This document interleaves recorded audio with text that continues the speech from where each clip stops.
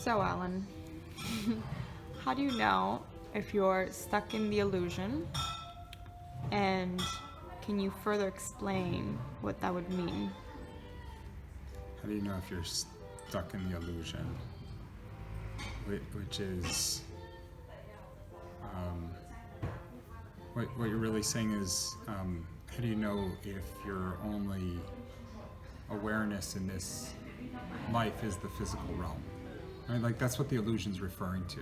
Like, Zukov uses that in Seed of the Soul. It gets referred to in a bunch of spiritual literature, right? Totally always says, are you awake? Like this idea of an awakening, a spiritual awakening. It's like you've woken up from what you thought was the real world, but in fact, you didn't have the perspective to understand the breadth of what really defines the existence as we know it. So that's when we talk about the illusion, like really truly being in the illusion is thinking that all there is this life. Right? That there's nothing beyond the mind and body, and that everything starts and ends from cradle to grave, and that's it.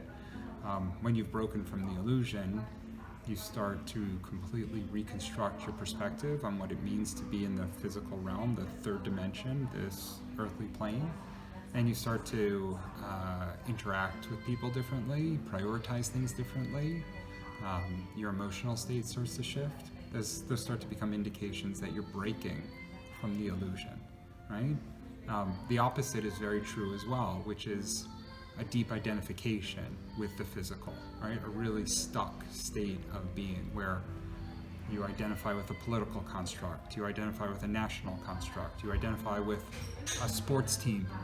You know, like one of the most depressing Google searches you can possibly do is type in like LA Dodgers giant rivalry violence, and you can look at the people that have been beaten or even killed because you had a Giants fan who was in Dodger Stadium in LA and he upset other fans because they had such a strong identification with a sports team, a goddamn sports team, and their egotic mind got so carried away that it led to violence, and they literally went and hurt another person because another person identified with a different sports team, and that they were so stuck in the illusion that somehow their mind said the best thing to do now is beat or kill that other person. Right? So when you've caromed off into a state of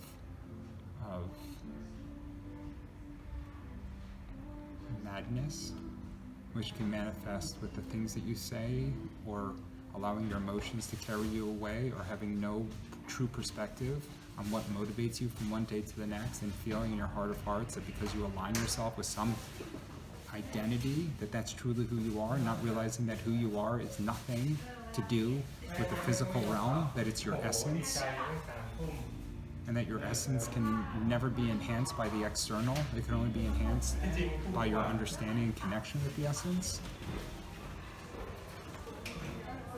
And then further explain to us the difference between being on a lower vibration and a higher vibration. Yeah, so that's at every moment in every day, right? And I say that's a little bit dramatic. At different moments throughout your life, or every week, you're going to have opportunities to respond to different circumstances. And you can respond with a high vibrational or a positive response, or a low vibrational response. So it doesn't, like, you know, we were walking down the street, a beautiful sunny day in London, and we were about to leave the store, and there was a woman approaching with a bit of a handicap, right? So we waited an extra 10, 20 seconds to hold the door open to make sure that she got in okay, right? It didn't put us out. It was a conscientious act on our part to just be considerate of another, simple act of kindness. You can carry that further, and you can start to look for acts or opportunities to exhibit kindness. Right? Obama had a brilliant quote. He said, "We can disagree without becoming disagreeable." Right? In the political space, you can have differing opinions. I can be Republican, you can be Democrat, vice versa, and we can have different views, but not become inconsiderate or disagreeable with each other. We can elevate our consciousness to a compassionate state. And the higher the vibration state is, the more you're going to attract other people. Well, that's who it. So are going to have. It's a wonderful study when you get into the laws of attraction, and you can see it in your romantic space, in your business space, certainly in the family, in the social environment. whatever vibrational state you choose, the energy that you feed most will go ahead, and in turn you'll end up attracting people within that construct, and you'll be less tolerant or really less attracted to others who are vibrating at a different frequency. So if your environment is one of compassion and kindness and generosity and understanding and open-mindedness and all those beautiful qualities that we so revere that are all encapsulated in this beautiful, beautiful, loving wrapper, then you're going to be vibrating at that, on that plane, right? If you're stuck in the mud, right, and you've descended down into more of a hate, fear, animosity state, and not to say that you can't move between them. We'll all have our days where we're like, geez, I'm really not happy. It's a matter of whether we continue to feed that with the behavior, right? So the thoughts will always come into our consciousness. We'll have different thoughts.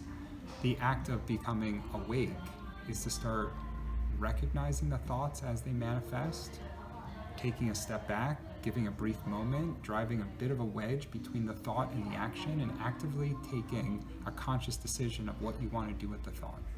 And that's another brilliant Tolle quote. He says, "No more can we control the blood in our veins than we can control the thoughts in our mind." But what you do learn over time is whether or not you give credence, whether or not you respect and actually honor those thoughts with action. And by going through adversity, Yeah. would that be a form of elevating you to a higher state of vibration? Not necessarily. So if you go through any sort of So think of it in this. Yeah, go ahead. Sorry. like if you go through any sort of adversity, let's just say you're developing yourself into being the best version of yourself. Yeah. Would that lead you to highering your vibration? So this part I don't know. I don't know why people react to the adversity that they react to and the way that they react. I only can speculate. I won't get into it right now in this conversation. But think about all the people that are struck with adversity, some of which struggle and they pull in resources from friends or family, or they pick up self-help books, or they start to invoke greater discipline. Maybe they struggle with their weight. Maybe they struggle with their finances. Maybe they struggle with self-esteem and identity issues. There's so many different struggles. Some people take those remarkable struggles and are able to overcome them and elevate to a more positive space, insofar as they may even become an inspiration to others.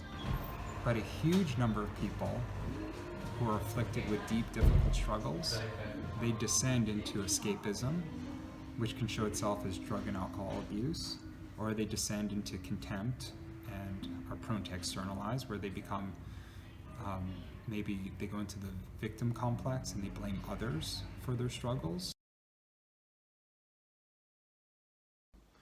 Sorry about that, everyone. I'm sure you noticed that camera, the video just abruptly stops there.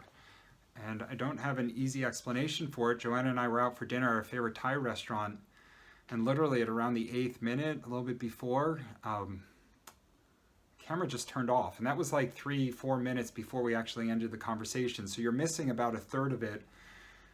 If you have questions, by all means, just add them to the comments down below. I'm happy to answer them there. If you feel that the conversation is really incomplete, you can post that, and we'll just take another shot at it. It's not a big deal.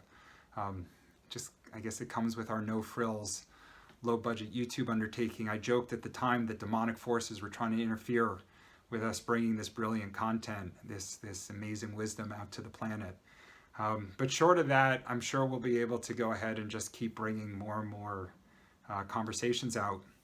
I did want to just take a couple minutes real quick to revisit the dialogue a little bit and then give you a better sense of why I'm doing this project to begin with. The illusion is just a brilliant, brilliant way to frame the existence that most have in the modern era. Years ago, there was a deeper spiritual framework, especially in certain parts of the world. Far East still has quite a bit more of it. But in the modern context, it's very easy to get stuck in the distractions of everyday life and to really believe that all there is this physical realm. And when you're stuck in that space, some of your decision making, a lot of times your anxiety and stress levels, certainly your prioritization structure, all of that is going to be impaired by this belief that you got to get yours and that you only go around once and that there's always an urgency to everything.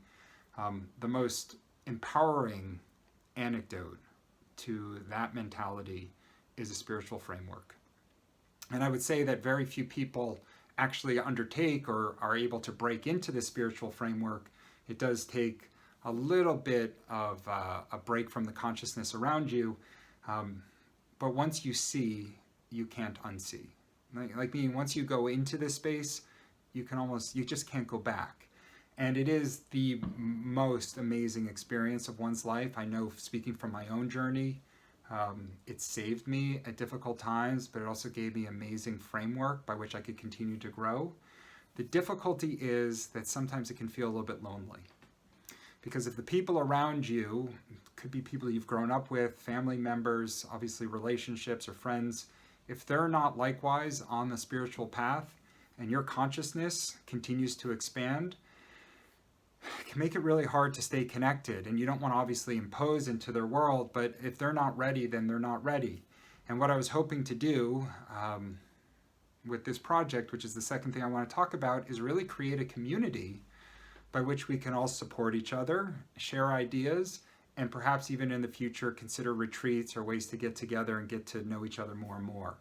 So I know that as I was going through the depths of my own struggles and some of my challenging times, I would have just loved to have had a real meaningful, open spiritual framework by which I could share ideas and then by which I could receive support or ideas in return. I didn't quite find it. I didn't even know that there may have been one. I don't know. This is dating back quite a few years when I was really going through my challenges. But I figured at this point in my life, I'm in a nice place and I have the time on my hands. Might as well just try to create it.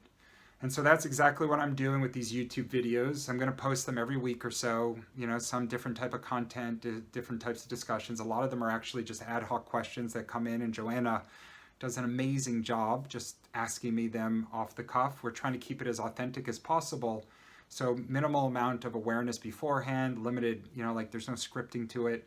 And then she just kind of, whatever pops into her mind combined with what people email her, depending on where we are, whether we're home or out for dinner, we just go over the discussions. And if we think that they're valuable, we post them. And so I encourage you, certainly, if this is your first time to the channel, hit the subscribe button. I'm told that I'm a crappy YouTuber because I don't remind people to do that, so I'm getting better at it. I'm also told that if you like the content, go ahead and hit the like button. I don't know what the value to that is, but apparently there's an algorithm and YouTube goes ahead and circulates videos that get a lot of likes. And then finally, if you think that there's anybody else that is also on the path, like truly on the path, that could value from these videos, just go ahead and share it with them. And that's how the community will start to build out. So it'll originate on YouTube, we'll end up expanding into more online space, and then we'll just see what happens from there.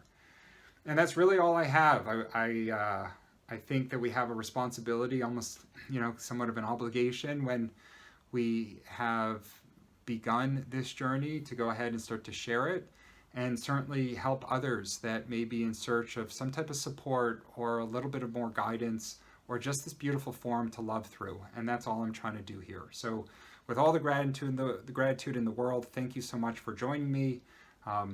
Lots of love, lots of light, and I hope everybody is great. And we will talk to you all real soon. All right. Thanks, everyone. Bye.